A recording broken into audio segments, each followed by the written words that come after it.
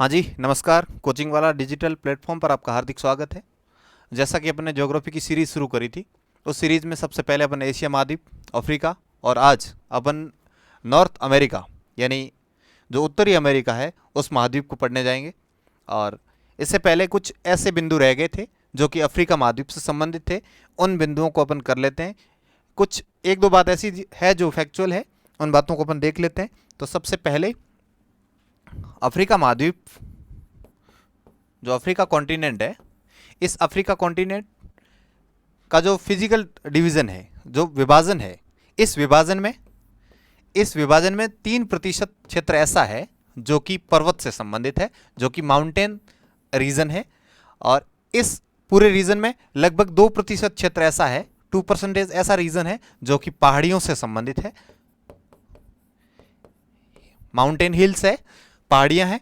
और लगभग 70%, 70% जोन ऐसा है, रीजन ऐसा है जो कि आपके पठारी प्लेटू रीजन है और जो कि अफ्रीका महाद्वीप का सर्वाधिक रीजन है। लगभग 70% वो पठार से संबंधित है, पठारी रीजन है। वहीं इस रीजन का 25% क्षेत्र मैदानी है, जिसमें नदी बेसिन का, नदियों का जो अपवाह तंत्र है, बेसिन रीजन है।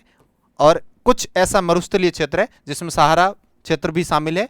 यानी अफ्रीका महाद्वीप का 25% क्षेत्रफल ऐसा है जो कि कुल अफ्रीका महाद्वीप से मैदानी है 25%। और सर्वाधिक यदि क्षेत्रफल की बात की जाए तो वो पठारी प्लेटू रीजन है। इसके अलावा जो अफ्रीका महाद्वीप का जो क्षेत्रफल है, ये क्षेत्रफल पूरे स्थलखंड की बात की जाए तो उस स्थलखंड का लगभग 20% क्षेत्रफल है। यानी जितना स्थलखंड है, 7 महाद्वीप को मिलाने के बाद जितना स्थलखंड हो जाता है, उसका 20% क्षेत्र ऐसा है जो कि अफ्रीका महाद्वीप से संबंधित है। वहीं दूसरी बात, अफ्रीका और एशिया महाद्वीप और अफ्रीका महाद्वीप दोनों को मिलाकर, यानी जो कि 30% क्षेत्र ये है और 20% क्षेत्र अफ्रीका से संबंधित है, यदि दोनों महाद्वीपों को मिला दिया जाए तो विश्व के आधे क्षेत्रफल को स्थलखंड के ये दो महाद्वीप कवर कर रहे हैं। वहीं जनसंख्या की बात की जाए, पॉपुलेशन की बात की जाए, तो लगभग 16% विश्व की पॉपुलेशन अफ्रीका महाद्वीप से संबंधित है। ये कुछ मेजर बात थी। इसके अलावा मुख्य रूप से अफ्रीका महाद्वीप में 4 ऐसे खनिज संसाधन हैं जो कि अफ्रीका महाद्वीप में पाए जाते हैं। उन खनिज संसाधनों के अपन नाम लेते हैं तो उनमें सबसे पहले यूरेनियम के जो भंडार है, यूरेनियम खनिज के जो भंडार है, ये भंडार मुख्य रूप से जो इथोपिया का पठार है, जिसे अबिसिनिया का पठार भी कहते हैं, इस इथोपिया पठारी क्षेत्र में दूसरा जो क्षेत्र है वो कोबाल्ट खनिज से संबंधित है। कोबाल्ट खनिज, ये क्षेत्र मुख्य रूप से कांगो बेसिन, जो अफ्रीका का कांगो नदी, जिसे जायरे नदी भी कहते हैं, कांगो नदी, और इससे संबंधित है। और तीसरा जो मुख्य रूप से खनिज पाया जाता है वो हीरा, डायमंड। इस डायमंड की विश्व प्रसिद्ध जो यदि कोई खान है वो अफ्रीका क्षेत्र में, जिस खनिज जो खान है उसका नाम किम्बरले, ये किम्बरले खदान डायमंड से संबंधित है, हीरे से संबंधित है। वहीं गोल्डन, जो सोने से संबंधित, सोना, गोल्ड, इसकी 2 मुख्य खदान है, एक ट्रांसवाल और एक क्षेत्र है जिसका नाम जोहान्सबर्ग है। ये क्षेत्र है जोहान्सबर्ग। ये 2 क्षेत्र है जहां पर मुख्य रूप से गोल्डन खदान है। और जोहान्सबर्ग, जो जितने भी क्रिकेट प्रेमी हैं उन सभी बंदों को पता है, यहाँ खेल मैदान है, क्रिकेट स्टेडियम है। और दक्षिण अफ्रीका का जो एक बड़ा विशाल मैदान है वो इसी रीजन में है। और सोने के जो 2 क्षेत्र है, और किम्बरले हीरे की खान है, और जायरे और कांगो बेसिन में कोबाल्ट खनिज, और यूरेनियम इथोपिया का पठार या अबिसिनिया का पठार रीजन प्रमुख है। ये कुछ बातें ऐसी थी जो पिछली क्लासेस में अफ्रीका से संबंधित थी और अपन कवर नहीं कर पाए। इसके अलावा अभी जो अपन बात करेंगे वो उत्तर अमेरिका यानी नॉर्थ अमेरिका कॉन्टिनेंट की बात करेंगे। इस कॉन्टिनेंट में अपन कौन कौन से बिंदु देखने वाले हैं उन बिंदुओं का जिक्र करते हैं।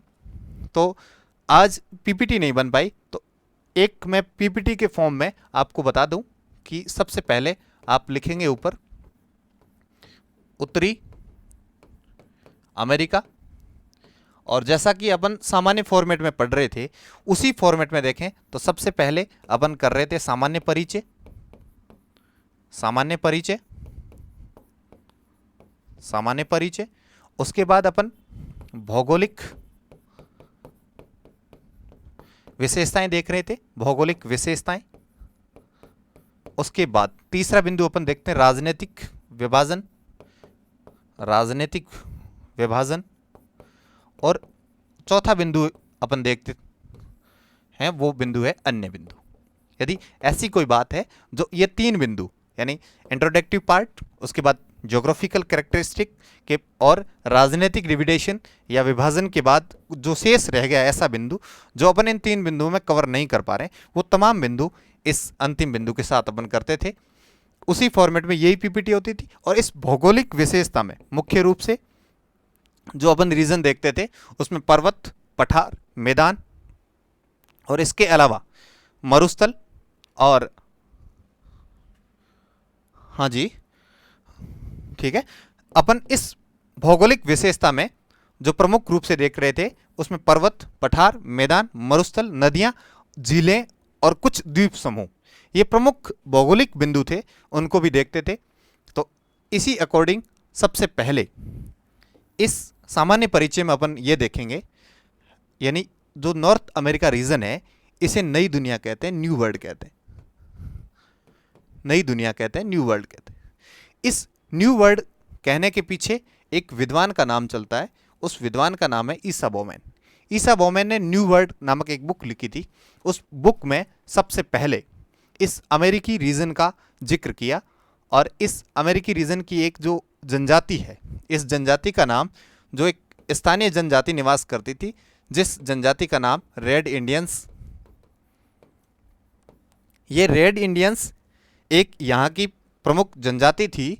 इस जनजाति का इस क्षेत्र से हटा देना मुख्य वजह जो रही वो यूरोपियन क्षेत्र के जो लोग थे वो इस क्षेत्र की जो जनजाति थी, इस जनजाति को यहाँ से शिफ्ट करवा दिया और इस दुर्गम क्षेत्र की ओर यानी रॉकीज पर्वत श्रेणी की तरफ जो दुर्गम क्षेत्र था उस तरफ धकेल दिया। तो इसका पूरा जिक्र एक न्यू वर्ल्ड नामक बुक में ईसा बोमैन करते हैं। ये ज्योग्राफी में बहुत बड़ा नाम है ईसा बोमैन का, जिन्होंने न्यू वर्ल्ड बुक लिखी। और इसके अलावा यदि अपन उत्तर अमेरिका की बात करें तो उत्तर अमेरिका एक पुराना कंसेप्ट नहीं है। हिस्टोरिकल बैकग्राउंड की दृष्टिकोण से देखें तो 1492 यानी 1492, 15वीं सदी में 1492 ईस्वी में एडी में सबसे पहले विश्व में 3 ऐसे भूमाफिया हुए जो कि अपने गौरव और अपनी ग्लोरी के लिए, अपनी प्रतिष्ठा और अपना साम्राज्य स्थापित करने के उद्देश्य से इटली और स्पेन रीजन से पूरे विश्व की ओर निकल पड़े। उनमें मुख्य रूप से जो 3 लोग थे वो लोग थे एक वास्को डी गामा, एक कोलंबस और एक मैगलन। ये 3 प्रमुख लोग थे। इन 3 प्रमुख लोगों में वास्को डी गामा भारत के समुद्री मार्ग की खोज करने निकले। वहीं यानी मुख्य रूप से ये भारत में जो अंग्रेजी शासन था उस अंग्रेजी शासन को जो प्रभाव था, उस ब्रिटिश जो सत्ता थी उस सत्ता को काउंटर करने के उद्देश्य से ये लोग और अपना साम्राज्य स्थापित करने के उद्देश्य से ही निकले थे। लेकिन इस क्रम में उन सभी को एक उचित मार्ग नहीं मिल पाया, यानी भारत के रास्ते के लिए ये निकल पड़े थे लेकिन भारत का रास्ता मिल नहीं पाया। तो ये 3 लोग जो क्रमशः मैंने पहले बताए, जिसमें वास्को डी गामा भारत की ओर समुद्री मार्ग की खोज करने वाले व्यक्ति थे, वहीं कोलंबस यूएसए और जो अमेरिका का जो तट है, पूर्वी तट है, उस तट पर जाकर पहली बार कोई व्यक्ति, अमेरिका के तट पर जाने वाला कोई व्यक्ति पहला है वो कोलंबस है, जो कि 1492 में। वहीं मैगलन नामक जो विद्वान थे, जो अभी अपन भौगोलिक दृष्टिकोण से उन्हें बहुत सम्मान मिला इसलिए विद्वान कह रहे हैं, लेकिन उनका जो तात्कालिक जो उद्देश्य था वो भूमाफिया था, यानी विश्व पे अपना साम्राज्य स्थापित करना था। और मैगलन नामक जो विद्वान थे वो विद्वान दक्षिण अमेरिका के दक्षिणतम तट, जो फॉकलैंड द्वीप के उत्तर में, और दक्षिण अमेरिका के दक्षिण तट पर एक जो जल संधि है, उस जल संधि का नाम मैगलन जल संधि है। और ये मैगलन जल संधि इस मैगलन नामक विद्वान के सम्मान में इसका नाम है। वहीं वास्को डी गामा भारत से संबंधित है। और कोलंबस का यदि नाम ले तो कोलंबस नॉर्थ अमेरिका से संबंधित है। अब बात करते हैं, ये हिस्टोरिकल बात थी। इसी के साथ अपन बात करें कि 1492 में जो कोलंबस नामक व्यक्ति था, इसने नॉर्थ अमेरिका के पूर्वी तट पर आए। वहीं एक स्पेन निवासी जिसका नाम अमेरिगो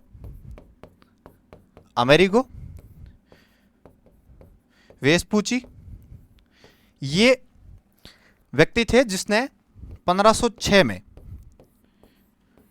अमेरिका के मुख्य भूमि पर, जो अमेरिका की उत्तर अमेरिका की जो मुख्य भूमि थी, उस पर अपना पहला कदम रखा, यानी पहली बार इस भूमि पर गए।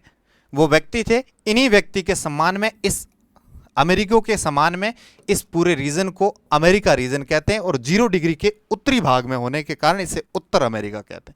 ये कुछ हिस्टोरिकल बैकग्राउंड था जिसमें उत्तर अमेरिका तक अपन बात को लाए। यानी उत्तर अमेरिका इसे आखिर क्यों कहते हैं? उत्तर के कहने के पीछे एक रीजन है। इसका ये रीजन है कि जब अपन इस ग्लोब को देखते हैं तो इस ग्लोब में अपन ये देखते हैं कि इस 0 डिग्री जो भूमध्य रेखा है, इस भूमध्य रेखा से जो भी रीजन उत्तर में है उसे उत्तरी क्षेत्र कहते हैं, और जो क्षेत्र इसके दक्षिण में या दक्षिण गोलार्ध में है वो दक्षिणी क्षेत्र कहलाता है। तो इसके अकॉर्डिंग जो 0 डिग्री के उत्तर में होने के कारण इसे उत्तरी कहते हैं। और अमेरिका, और जो अमेरिका कहने का जो मुख्य कारण है वो अमेरिकी वेस्पूची है, जो कि स्पेन रीजन के रहने वाले थे। इसी आधार पर इसे अमेरिका कहते हैं। और अपन अब आगे देखते हैं, जो सामान्य परिचय की बात करते हैं, तो सामान्य परिचय में अपन देखने वाले हैं कि अमेरिका का जो क्षेत्रफल है वो 2,47,00,000 वर्ग किलोमीटर है, जो कि विश्व के कुल स्थलखंड और जलखंड, जलमंडल और स्थलमंडल दोनों को यदि मिला दिया जाए तो उनका लगभग 16.5%, यानी 16.5% क्षेत्र अमेरिका का पूरे विश्व में है। वहीं दूसरी बात करें, यदि केवल स्थलखंड की बात करें, केवल लैंड की बात करें, केवल भूमि की बात करें, तो इस भूमि में लगभग 5%, एग्जैक्टली आंकड़े की बात करें तो 4.8% ऐसा क्षेत्र है जो कि स्थलखंड का वो अमेरिका से संबंधित है। वहीं विश्व की तीसरी सबसे अधिक पॉपुलेशन रखने वाली जो कॉन्टिनेंट है, जो महाद्वीप है, वो अमेरिका है। चौथा अमेरिका, जो उत्तरी अमेरिका है, ये विश्व का चौथा स्थान ऐसा है जो पॉपुलेशन की दृष्टिकोण से एशिया, अफ्रीका, यूरोप के बाद चौथा यदि कोई देश है, उस देश का नाम उत्तर अमेरिका है।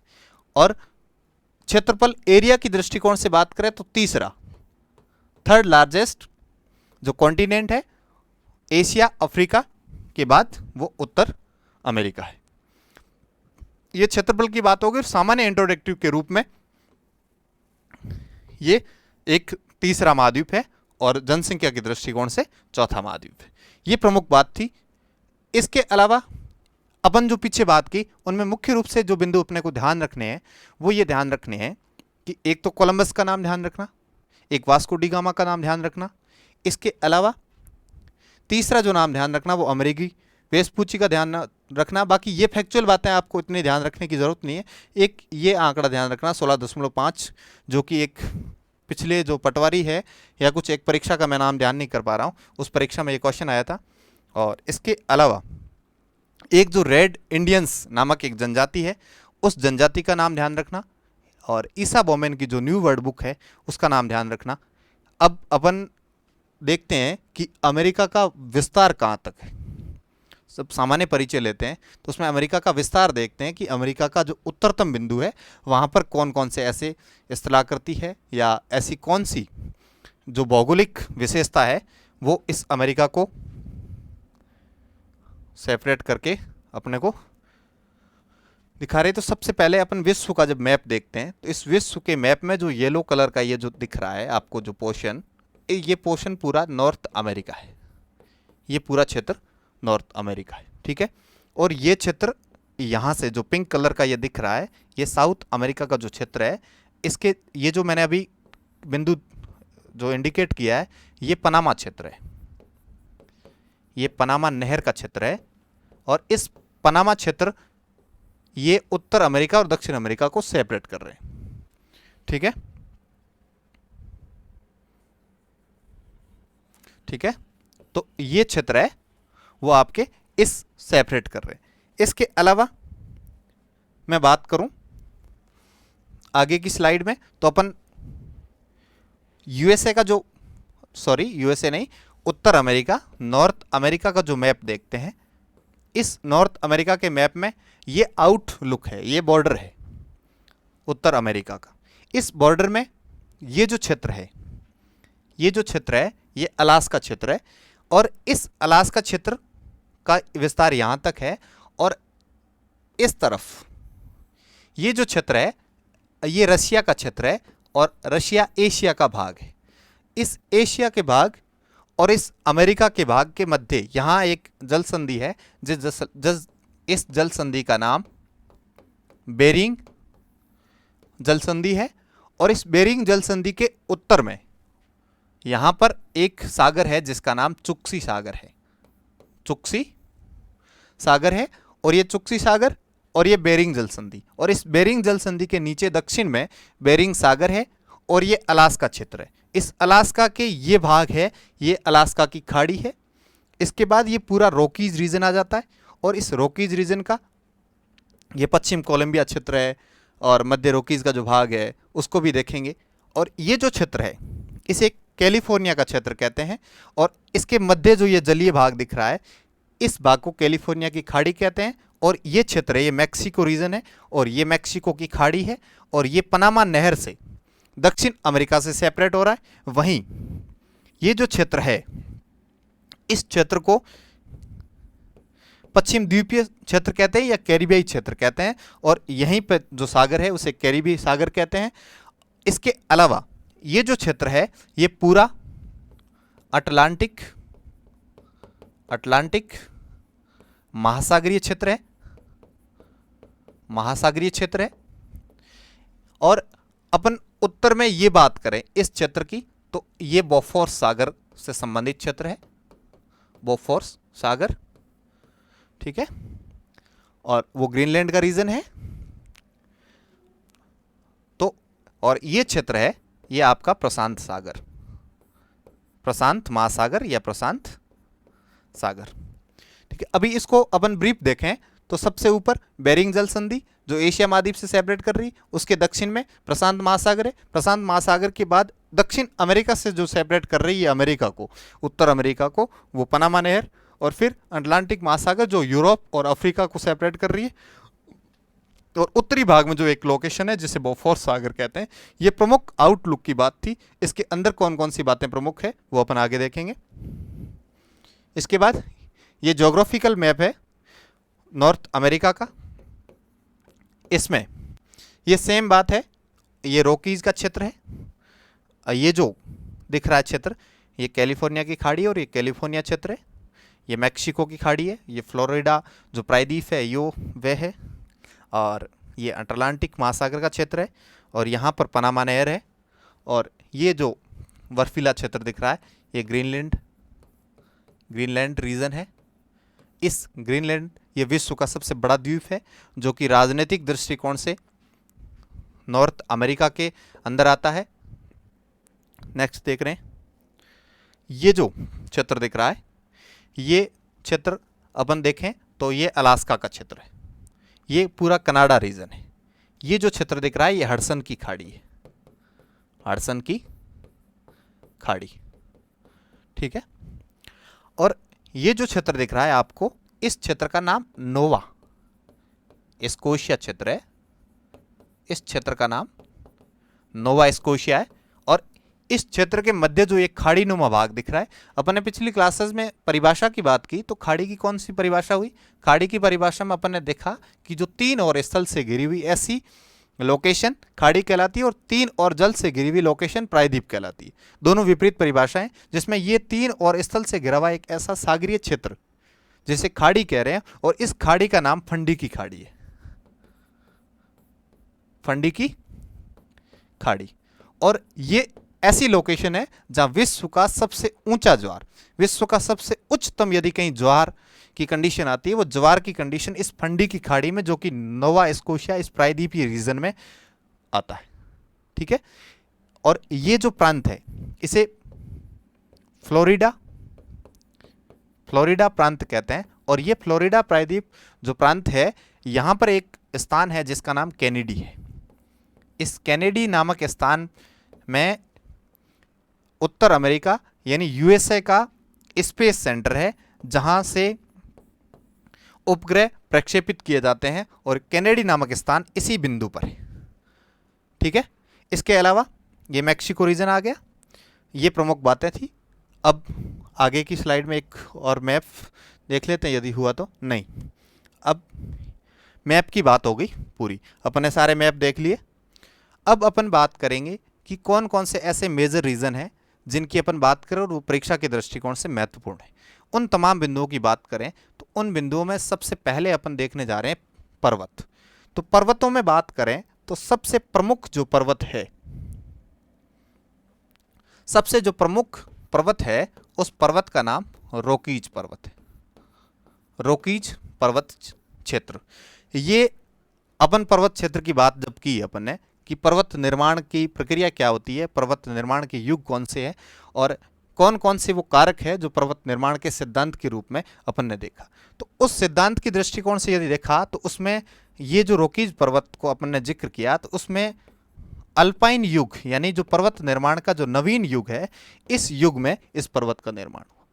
ये नवीन वलित पर्वत है, और इस पर्वत का निर्माण प्रशांत प्लेट जो महासागरीय प्लेट है, और जो अमेरिका नॉर्थ अमेरिका की जो प्लेट है जो कि महाद्वीपीय प्लेट है, और एक जो प्रशांत की प्लेट है वो महासागरीय प्लेट है, इन दोनों प्लेटों के मध्य अभिसरण यानी दोनों प्लेटें एक दूसरे के सामने आने के परिणाम स्वरूप, अभिसरण के परिणाम स्वरूप भारी प्लेट, हेवी प्लेट सबडक्ट करती है, नीचे की ओर धंसती है, वहीं जो हल्की प्लेट है वो ऊपर उठती है।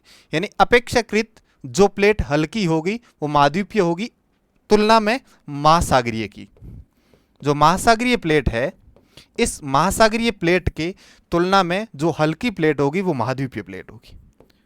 यानी इस परिभाषा को आसानी से समझें कि जो प्रशांत प्लेट है और जो उत्तर अमेरिका की प्लेट है, इन दोनों प्लेट में जो हल्की प्लेट हुई जो कि महाद्वीपीय प्लेट है वो उत्तर अमेरिका की, वो हल्की प्लेट है घनत्व के दृष्टिकोण से। और इस घनत्व के दृष्टिकोण से जो महासागरीय प्रशांत की प्लेट है वो भारी है। अब सिद्धांत यह कहता है कि जब दो प्लेटें विपरीत स्वभाव की, विपरीत घनत्व की जब अभिसरण करती है, आपस में टकराती है, तो जो हेवियर प्लेट है, जो भारी प्लेट है, वो सबडक्ट करती है, नीचे की ओर धंसती है।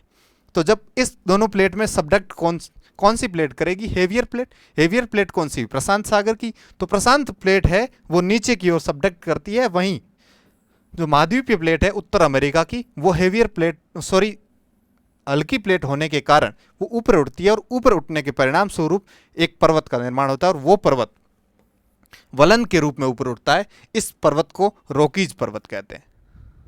अब बात फैक्चुअल आ जाती है कि रोकीज पर्वत जो है, जो नवीन युग में निर्मित हुआ, इस पर्वत की सबसे ऊंची चोटी कौन सी है?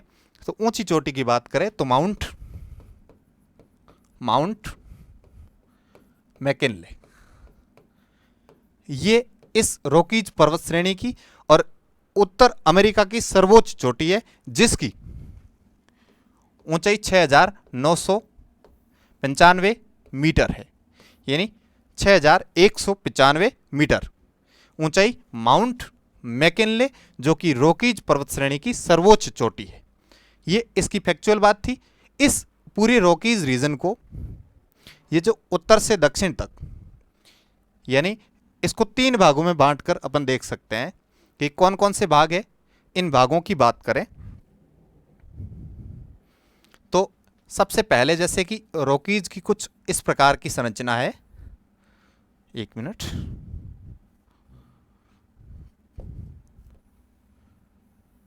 कुछ इस टाइप की रॉकीज की फॉर्मेशन है। इस साइड प्रशांत महासागरीय प्लेट है और ये उत्तर अमेरिका की प्लेट है, यानी ये नॉर्थ अमेरिका की प्लेट होगी और ये प्रशांत की प्लेट होगी, पैसिफिक ओशियन।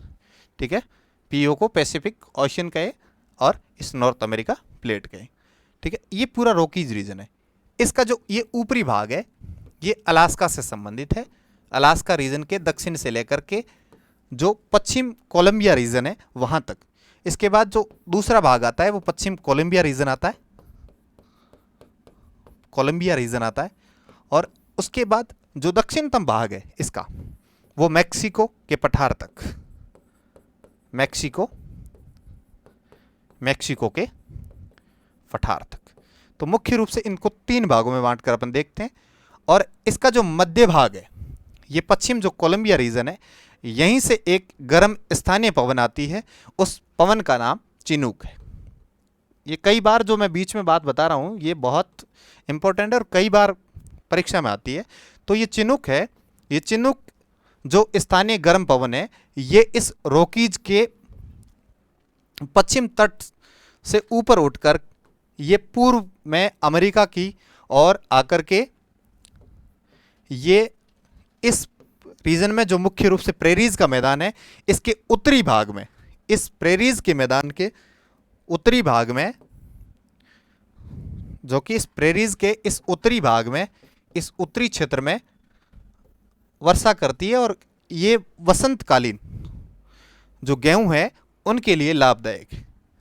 यानी इस क्षेत्र से ऊपर उठकर इस क्षेत्र में जब एक रुदोष्म की एडियाबेटिक प्रोसेस चलती है, ज्योग्राफी में अब जब अपन क्लाइमेटोलॉजी या जो जलवायु विज्ञान अपन पढ़ेंगे तो इस विज्ञान में अपन ये देखेंगे कि रुदोष्म की जो प्रक्रिया है, एडियाबेटिक जो प्रोसेस है, इस प्रोसेस में जब पवन नीचे बैठती है तो उस प्रक्रिया उस दौरान क्या हरकत करती है और जब ऊपर उठती है तो लीवार्ड स्लोप और विंडवार्ड स्लोप दोनों कैसे काम करते हैं उस कंसेप्ट के साथ देखेंगे।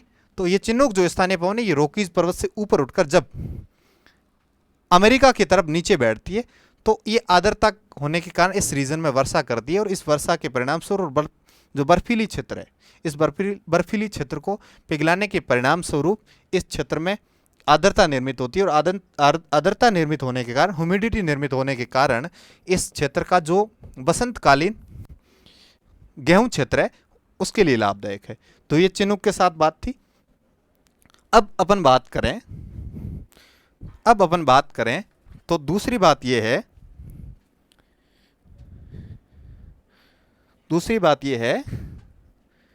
1 मिनट। अब दूसरी बात अपन देख रहे थे तो सबसे पहले अपन पर्वत की बात कर रहे थे, सबसे पहले अपन पर्वत कर रहे थे। इस पर्वत के टॉपिक में अपने रॉकीज देखा और रॉकीज की सर्वोच्च चोटी देखी।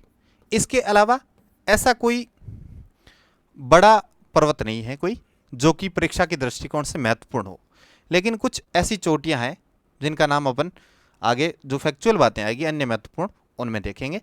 अब मैं बात करूं दूसरी पठारी रीजन की। पठारी रीजन की बात करूं तो इस पठारी रीजन की बात करें तो पठार में मुख्य रूप से जो अमेरिकी क्षेत्र में है उस पठार का नाम अपलेशियन पठारी रीजन है। अपलेशियन का पठार, अपलेशियन पठारी रीजन। ये अपलेशियन पठारी रीजन है, ये उत्तर अमेरिका के दक्षिण पूर्वी, यानी अपन अमेरिका का जो मैप देखते हैं उस मैप में अपन देखें तो ये जो क्षेत्र है ये अपलेशियन पर्वत से संबंधित है। अपलेशियन जो पठारी क्षेत्र है इससे संबंधित है। इस अपलेशियन पठार में मुख्य रूप से लोएस्क और कोयला पेट्रोलियम जैसे, पेट्रोलियम नहीं, कोयला खनिज संसाधन बहुत भरपूर मात्रा में। तो ये जो अपलेशियन क्षेत्र है, इस अपलेशियन क्षेत्र को मुख्य रूप से दो भागों में बांटते हैं। मुख्य रूप से अपलेशियन जो पठारी क्षेत्र है, इस पठारी क्षेत्र को मुख्य रूप से अपन दो भागों में बांटते हैं। यानी जो अपलेशियन का ये पठार है, इस पठारी क्षेत्र को मुख्य रूप से दो भागों में बांटते हैं। इसका एक भाग जो है, इसको ओजार्क का पठार कहते हैं, ओजार्क पठार क्षेत्र, और दूसरा जो क्षेत्र है उस क्षेत्र का नाम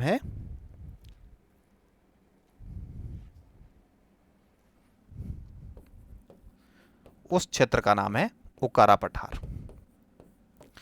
तो ये दो क्षेत्र है, ये अपलेशियन पठार से संबंधित है, और ये इस अमेरिकी क्षेत्र का सबसे विशाल पठारी क्षेत्र है। और यहाँ सबसे अधिक, यदि हाइड्रो पावर प्रोजेक्ट की बात की जाए, हाइड्रो पावर प्रोजेक्ट की बात की जाए, यानी जल से निर्मित विद्युत की बात की जाए, तो इस अपलेशियन पठारी क्षेत्र में ही उत्पादित की जाती है। अपन अमेरिका के विकास के क्रम को यदि सही ढंग से समझें, तो इस विकास के क्रम में अपलेशियन की महत्वपूर्ण भूमिका है, खनिज की दृष्टिकोण से है ही, लेकिन इसके साथ इस हाइड्रो पावर प्रोजेक्ट के परिणाम स्वरूप इस पूरे अमेरिका का विकास सुनिश्चित हुआ।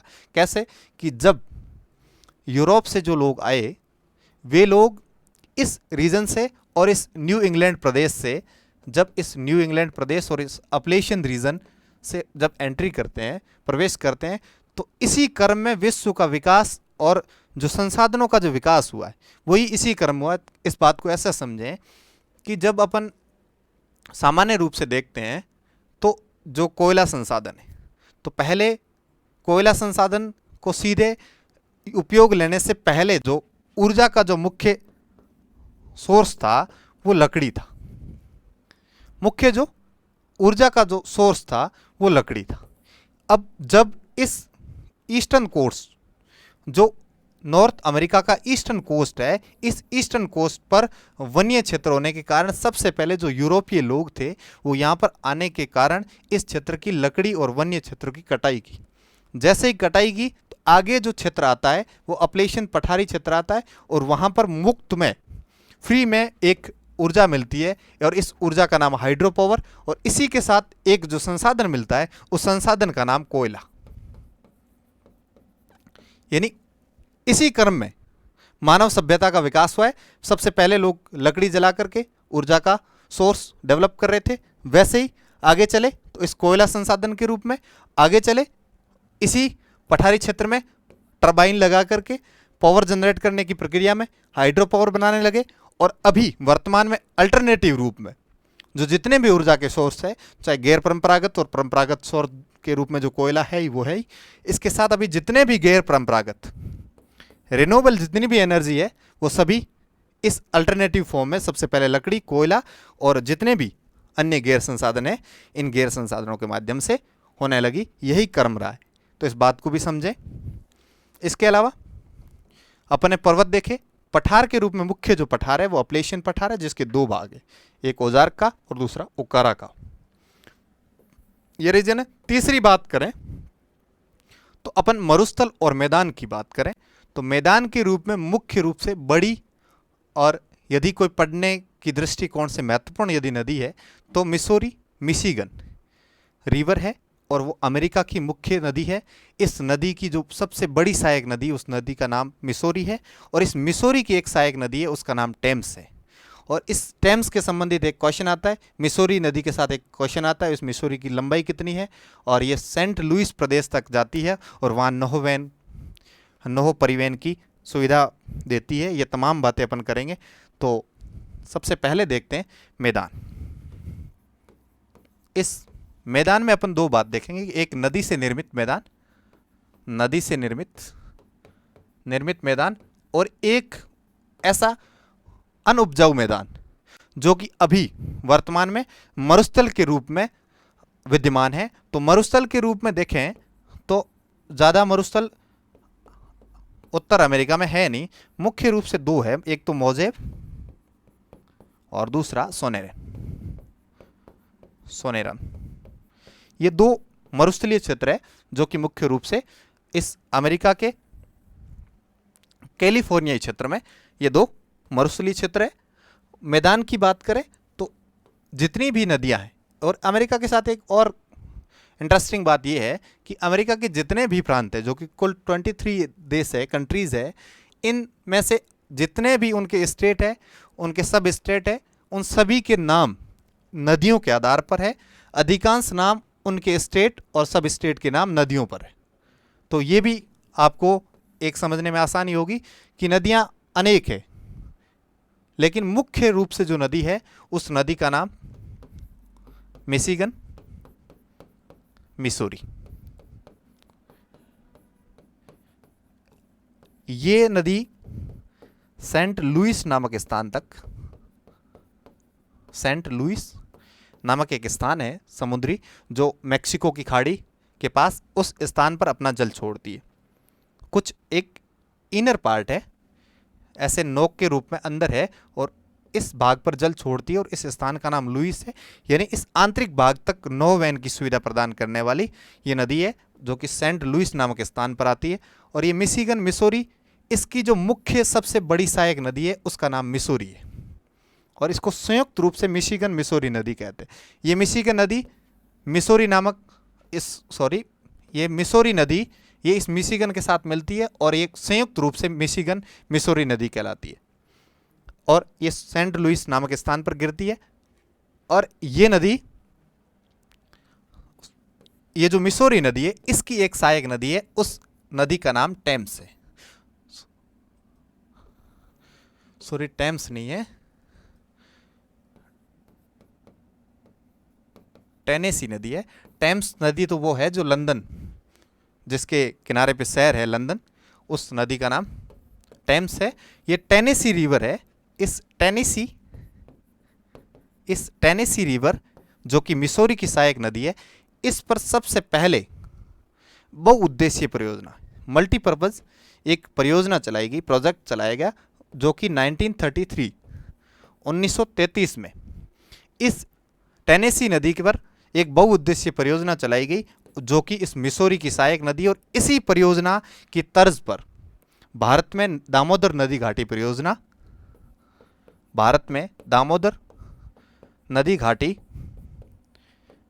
जो कि 1948 में, यानी 1948 में दामोदर नदी घाटी परियोजना भारत में इस टेनेसी नदी परियोजना के तर्ज पर शुरू की गई, जो कि मिसूरी नदी की सहायक है। इसके साथ एक फैक्ट है, जो कि इस मिसूरी नदी की लंबाई की बात करें, यानी टोटल कितनी लंबी है, तो 6296 किलोमीटर लंबाई वाली, और ये सागर में सर्वाधिक जल छोड़ने वाली नदी है, जिसका नाम मिशिगन मिसूरी रिवर है, जो कि 6200 जो कि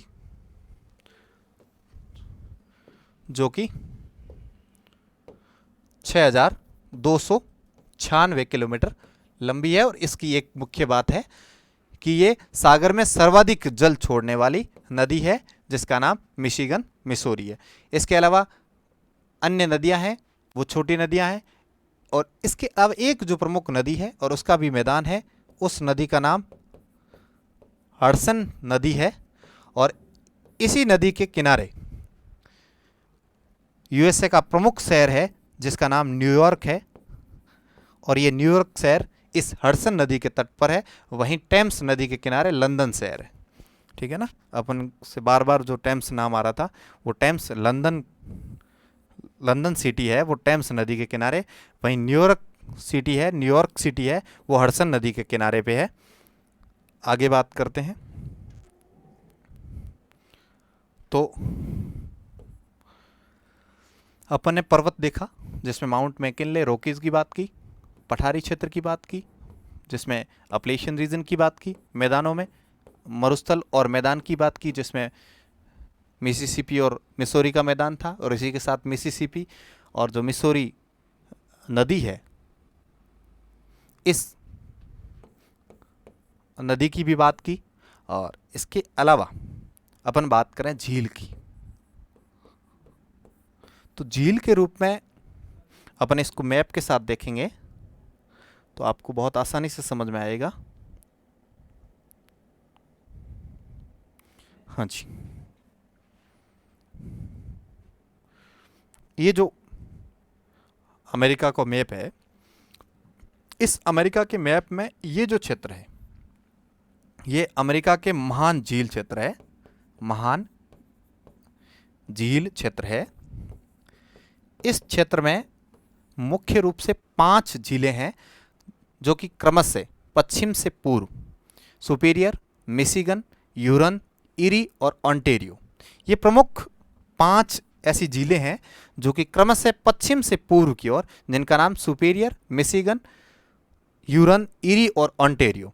इस ओंटारियो के बाद ये जो एक क्षेत्र दिख रहा है ये सेंट लॉरेंस नदी का क्षेत्र है, और इस सेंट लॉरेंस के बाद ये जो क्षेत्र दिख रहा है इसका नाम सेंट लॉरेंस की खाड़ी है।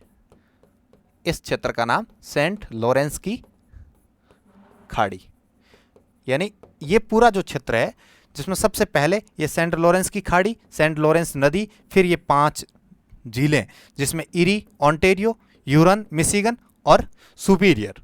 इसके बाद इस सुपीरियर झील से जुड़ा हुआ एक क्षेत्र आता है जिसका नाम, सॉरी क्षेत्र नहीं है, ये जो अक्षांश रेखा है 49 डिग्री नॉर्थ लेटीट्यूड यानी 49 डिग्री उत्तरी अक्षांश, ये रेखा इस कनाडा और अमेरिका रीजन को 2 भागों में बांटती है, यानी 49 डिग्री नॉर्थ लेटीट्यूड कनाडा और यूएसए की बाउंड्री बना रही है। इसके बाद ये झीलें, झीलों के बाद सेंट लॉरेंस नदी और सेंट लॉरेंस की खाड़ी। तो अपन इनकी जो ग्रेट ये 5 फिंगर लेक है, ये 5 फिंगर लेक है, इन 5 फिंगर लेक के साथ इनके 5 के नाम ध्यान रखने, और ये 5 जो झीलें हैं इन झीलों में एक झील ऐसी है जिसका नाम मिशिगन है। ये मिशिगन झील पूर्ण रूप से यूएसए में, अमेरिका में, पूर्ण रूप से अमेरिका में है। बाकी जो 4 झीलें हैं वो कनाडा और अमेरिका की बाउंड्री पर है, यानी दोनों में, आधा क्षेत्र इसमें भी है और आधा कनाडा में भी है, यानी मिशिगन पूरी यूएसए में है। तो कई बार क्वेश्चन पूछा जाता है इनसे संबंधित। फिर सेंट लॉरेंस नदी हो गई, सेंट लॉरेंस की खाड़ी हो गई, और इरी और ओंटारियो जो नदी, सॉरी झील है, इरी और ओंटारियो जो झील है, इन झीलों के मध्य एक विशाल जलप्रपात है जिसका नाम नियाग्रा है, नियाग्रा, जिसका नाम नियाग्रा वाटरफॉल है। और ये नियाग्रा वाटरफॉल इस इरी और ओंटारियो झील के मध्य में है, ठीक है ना। इस नियाग्रा का भी नाम ध्यान रखना।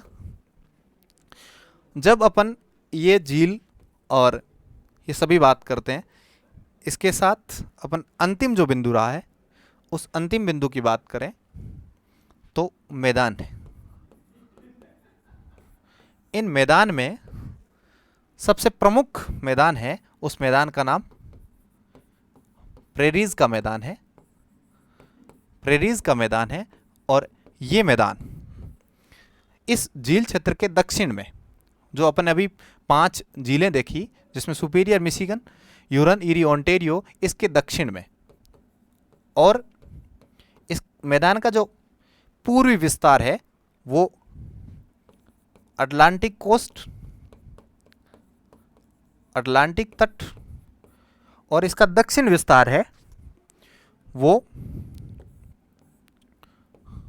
मैक्सिको तक, और इसका पश्चिम जो विस्तार है वो 100 डिग्री वेस्टर्न लॉन्गिट्यूड।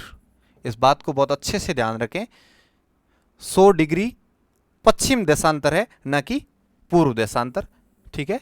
ये पश्चिम गोलार्ध में होने के कारण इसके साथ पश्चिम लॉन्गिट्यूड लगेगा, और ये 100 डिग्री, और इसके मध्य ये जो मैदानी क्षेत्र है, इस मैदानी क्षेत्र को प्रेरीज का मैदान कहते हैं, और इसे मुख्य रूप से 3 भागों में बांटकर अपन देख सकते हैं, ठीक है ना। इसको 3 भागों में बांट कर देख सकते हैं। तो इसके 3 प्रमुख भाग कौन से होंगे? तो इसका पश्चिम जो भाग है ये वसंत ऋतु के जो गेहूं क्षेत्र है, वसंत ऋतु का गेहूं क्षेत्र है, इस गेहूं क्षेत्र के रूप में यहीं पर वो चिनुक नामक स्थानीय गर्म पवन आकर के इस क्षेत्र में आर्द्रता उत्पन्न करती है।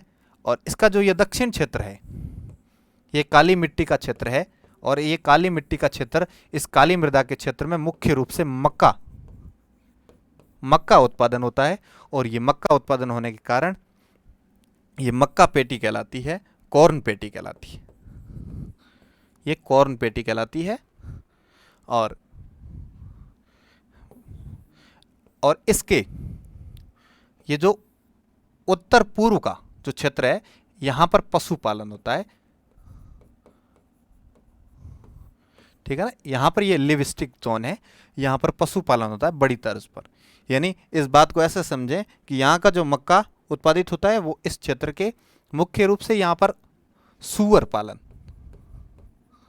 मुख्य रूप से यहाँ सूअर पालन होता है और सूअर पालन का क्षेत्र है। और ये मक्का मुख्य रूप से सूअर के लिए उपयोग में लिया जाता है। और अपने भारत में पॉपकॉर्न एक फैशन बन चुकी है, लोग पॉपकॉर्न खाते हैं और वहीं यूएसए में ये सूअर को खिलाते हैं। इस बात को अंदाज़ा लगा सकते हैं कि पॉपकॉर्न किस टाइप की चीज़ है। तो इस बात को समझें, ये पशुपालन रीजन है, बसंत गेहूं क्षेत्र है, मक्का का क्षेत्र है, काली मिट्टी क्षेत्र है, और ये प्रेरीज के घास का मैदान का क्षेत्र है। ये विश्व प्रसिद्ध है और इसकी लोकेशन कहाँ कहाँ तक विस्तारित है, इस बात को भी समझें। इसके अलावा ये जो क्षेत्र है यहीं पर सूअर पालन होने के कारण, और इसी के पास में एक क्षेत्र है, वो क्षेत्र जिसका नाम शिकागो, और ये विश्व की सबसे बड़ी मांस की मंडी है, मांस की मंडी है, विश्व की सबसे बड़ी मीट मंडी है वो शिकागो में। यानी आसपास क्षेत्र है, ये काली मिट्टी का क्षेत्र, यहाँ कॉर्न उत्पादन हो जाता है जो कि इस सूअर और पशुपालन क्षेत्र के काम में आ जाती है। और ये सूअर इस मंडी में कटाई के लिए और विश्व में मांस की सप्लाई के लिए उपयोग में आता है। तो ये तीनों रीजन पास में, और शिकागो विश्व की सबसे बड़ी मांस की मंडी है। तो ठीक है ना, इस बात को इसी लोकेशन में समझे, क्योंकि किसी भी उद्योग की स्थापना वहाँ पर एक कच्चे रॉ मटेरियल के उत्पादन के परिणाम स्वरूप ही तो निर्मित होता है। तो रॉ मटेरियल के रूप में ये सूअर है मुख्य रूप से। इसके अलावा प्रमुख कुछ ऐसी लोकेशन है, उनका अपन अन्य महत्वपूर्ण के रूप में ले लेते हैं और उसके बाद अपन क्लास को ख़त्म करते हैं। तो प्रमुख रूप से एक कन्फ्यूजन रहता है वो वाशिंगटन और वाशिंगटन डीसी, वाशिंगटन जो डीसी है, ये दो नाम है। एक तो वाशिंगटन जो नाम दे रखा है ये यूएसए का एक प्रांत है, जो कि अमेरिका जो यूएसए रीजन है, इस रीजन का उत्तर पश्चिम क्षेत्र अपन मैप में भी देख लेंगे। जैसे कि ये जो यूएसए का रीजन है, ठीक है ना, ये जो यूएसए का रीजन है, इस रीजन का ये भाग है, इस भाग में वाशिंगटन है। और वहीं वाशिंगटन डीसी जो यूएसए की राजधानी है, कैपिटल ऑफ यूएसए, ये इस कोस्ट पर है। ठीक है ना, ये दोनों अलग अलग जगह लोकेशन है। इस बात को भी ध्यान रखें कि जो वाशिंगटन डीसी है वो यहाँ इस उत्तर पूर्व में है, वहीं वाशिंगटन जो प्रांत है, जो रीजन है, वो उत्तर पश्चिम में। तो इस बात को इस प्रकार से समझे। इसके अलावा ये जो क्षेत्र है, इस क्षेत्र के यहाँ मध्य में एक स्थान है जिसका नाम विनीपेग है, विनीपेग। और अपन जब बात कर रहे थे कि वसंतकालीन जो गेहूं क्षेत्र है, प्रेरीज के मैदान में बात कर रहे थे, तो इसी के उत्तर में एक विनीपेग नामक स्थान है और यहां पर विश्व की सबसे बड़ी गेहूं मंडी है। इस बात को कच्चे सोर्स के रूप में आप इसको लॉजिकली यदि समझे तो ज्योग्राफी में कहीं रटने वाली बातें नहीं है। नीचे मैदान है गेहूं का, ऊपर गेहूं की सबसे बड़ी मंडी है, नीचे पशुपालन है और ऊपर सबसे बड़ी मांस की मंडी है। तो इस बात को इस प्रकार से समझे, विनीपेग गेहूं उत्पादन, ठीक है, विनीपेग। और इसका ये जो पश्चिम कोस्ट है, यहाँ पर एक बंदरगाह है, इस बंदरगाह का नाम वैंकूवर है और ये शीतकाल में खुला रहने वाला पश्चिम कोस्ट यानी रॉकीज रीजन का एकमात्र बंदरगाह है और ये बंदरगाह वैंकूवर बंदरगाह। और इस वैंकूवर के नीचे दो स्थान बहुत प्रमुख है, जिसमें एक तो सैन फ्रांसिस्को और लॉस एंजल्स, ये प्रमुख दो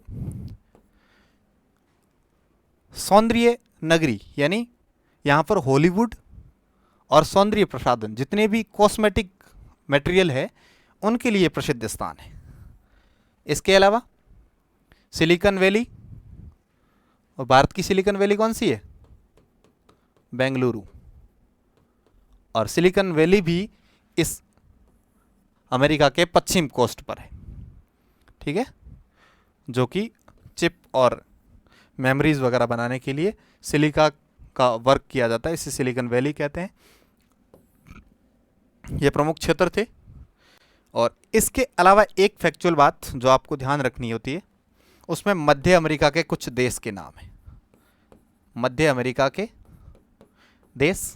और यदि मध्य अमेरिका और साउथ अमेरिका को मिला दिया जाए, दक्षिण अमेरिका को मिला दिया जाए, तो इन दोनों क्षेत्र को लैटिन अमेरिका कहते हैं।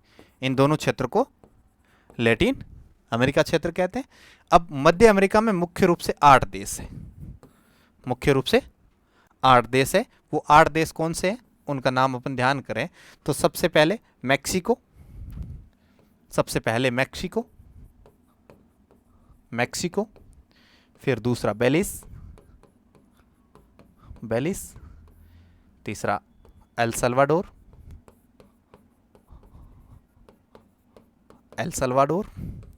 चौथा होंडुरास,